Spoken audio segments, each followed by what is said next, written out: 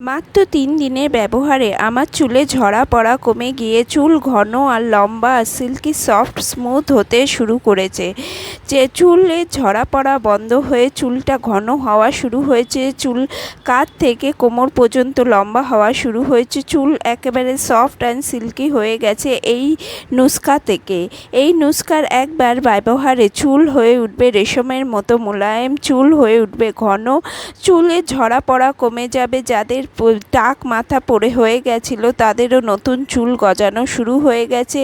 তারা আমাকে এই ফিডব্যাক দিয়েছে। বহু মানুষ এই রেমেডিকে ট্রাই করেছে, তাদের স্ক্যাল্প ফাঁকা হয়ে গেছিল, সামনের থেকে চুল পড়ে গিয়ে ফাঁকা হয়ে গেছিল, সেখান থেকে নতুন চুল গজাচ্ছে, চুলের লেন্থও বেড়ে গেছে, চুল হয়ে উঠেছে ঘন রেশমের মতো মোলায়েম।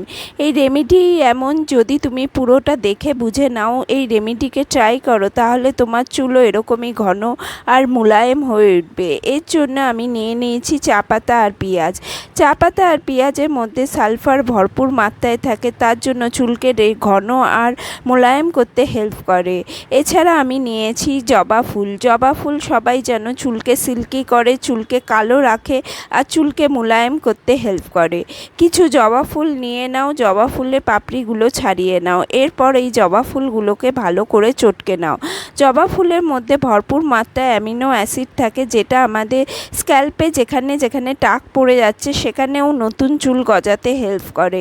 এছাড়াও এর মধ্যে বহুত পরিমাণে ভিটামিন সি থাকে, যেটা আমাদের স্ক্যাল্প থেকে ড্যান্ড্রাফ সরিয়ে দেয়, স্ক্যাল্পকে পরিষ্কার রাখে, চুলকে ঘন রেশমের মতো মোলায়েম করে। এর মধ্যে যে জেলিটা বেরায় সেটা আমাদের চুলকে মোলায়েম করতে হেল্প করে। এরপর তুমি 1 কাপ জল দিয়ে দাও। এরপর আরও কিছু ইনগ্রিডিয়েন্ট যাবে, যেটা আমাদের চুলকে লম্বা ঘন করে। এছাড়াও আমি দিচ্ছি 1 চামচ মেথি দানা। মেথির মধ্যে vitamin B12, vitamin B1, vitamin B3 থাকে, যেগুলো আমাদের চুলকে ঘন করে। এছাড়াও এর মধ্যে প্রোটিন ভরপুর মাত্রায় থাকে, যেটা আমাদের চুলের যে ক্যারাটিন লেয়ার আছে সেটাকে মজবুত করে। এরপর আমি দিয়ে দিচ্ছি একটা লাল পেঁয়াজ। লাল পেঁয়াজ আমাদের চুলকে ঘন করতে আর চুলকে বাড়তে খুব হেল্প করে।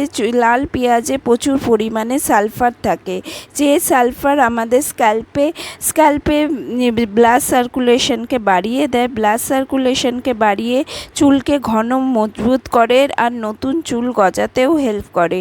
এরকম একটা লাল পেঁয়াজকে তুমি ছোট ছোট পিস করে কেটে নাও।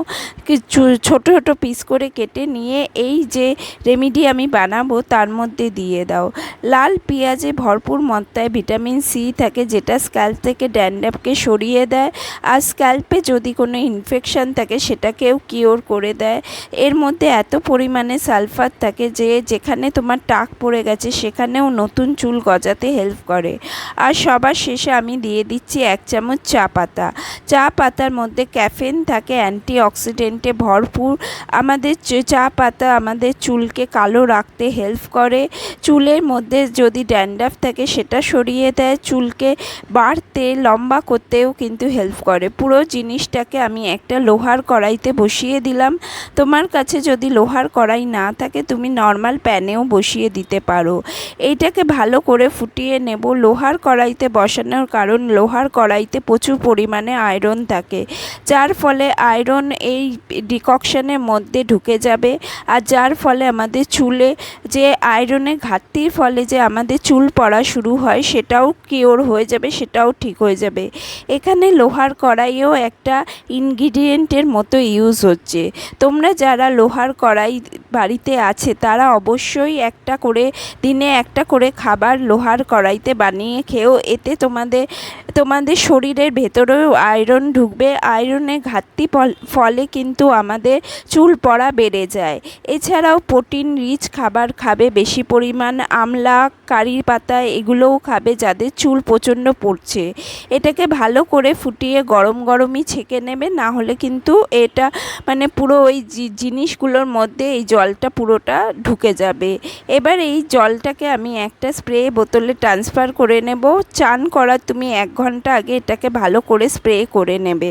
যেখানে যেখানে তোমার যেখানে যেখানে তোমার চুল পড়ে যাচ্ছে চুল ঘন করার জন্য কিন্তু এই রেমেডি খুব ভালো কাজ করবে। বর্ষা আসাতে আমারও চুল প্রচণ্ড পড়ছে, তার জন্য আমি এই রেমেডিকে রেগুলার ইউজ করছি। এতে আমার চুল পড়াও কমেছে আর চুলও ঘন আর মসৃণ হওয়া শুরু হয়ে গেছে। এছাড়াও আমি এই ডিককশানটাকে আর একটাভাবে মানে মাসে 2 বার তুমি এটাকে হেনার সাথে মিক্স করে লাগাতে পারো। হেনার এই হেয়ার প্যাক যদি তুমি লাগাও তোমার চুল মজবুতও হবে, চুল রেশমের মতো মোলায়েম হবে, সিল্কি হবে, আলাদা করে তোমাকে আর কোনো মাস্ক ইউজ করতে হবে না। এই পুরো ডিককশানটা এর মধ্যে ঢেলে দাও আর হেনার সাথে ভালো করে মিক্স করে নাও। মিক্স করে 1 রাতের জন্য ভিজিয়ে রাখো। যেদিন তুমি শ্যাম্পু করবে তার পরের দিনকার এই হেনা হেয়ার প্যাকটা ইউজ করে নেবে মাসে 2 বার করে।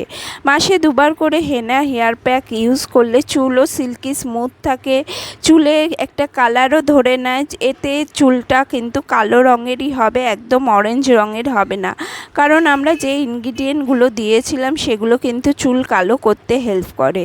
তাই হেনাটাকে ভালো করে মিক্স করে নাও। হেনাটাকে মিক্স করে তারপরে তুমি এইটাকে ঢাকা দিয়ে রেখে দাও। প্রায় 12 ঘন্টা মতো যদি ঢাকা দিয়ে রাখো এর কালারটা কিন্তু দারুণ আসবে। দেখো একদম চকলেট কালারের মতো এসছে এই হেনার কালারটা, এটার থেকে কিন্তু অরেঞ্জ কালার হবে না তোমাদের চুল। আমি নিজে ইউজ করেছি, একদমই অরেঞ্জ কালার হয়নি, একটা সুন্দর ব্রাউন কালার এসছে।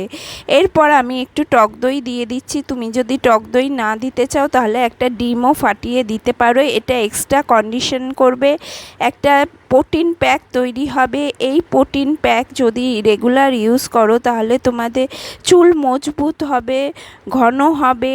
আর হেনা হেয়ার প্যাক ইউজ করলে চুলের মধ্যে একটা আলাদা কোটিং মতো করে দেয়, যার জন্য চুলটা আরও মজবুত আর মোটা হয়ে ওঠে।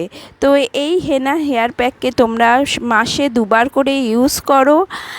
যেদিন হেনা লাগাবে তার পরের দিনকার কিন্তু ভালো করে তেল ইউজ করে তারপরে শ্যাম্পু করবে, মাথায় তেল দিয়ে তারপরে কিন্তু শ্যাম্পু করবে।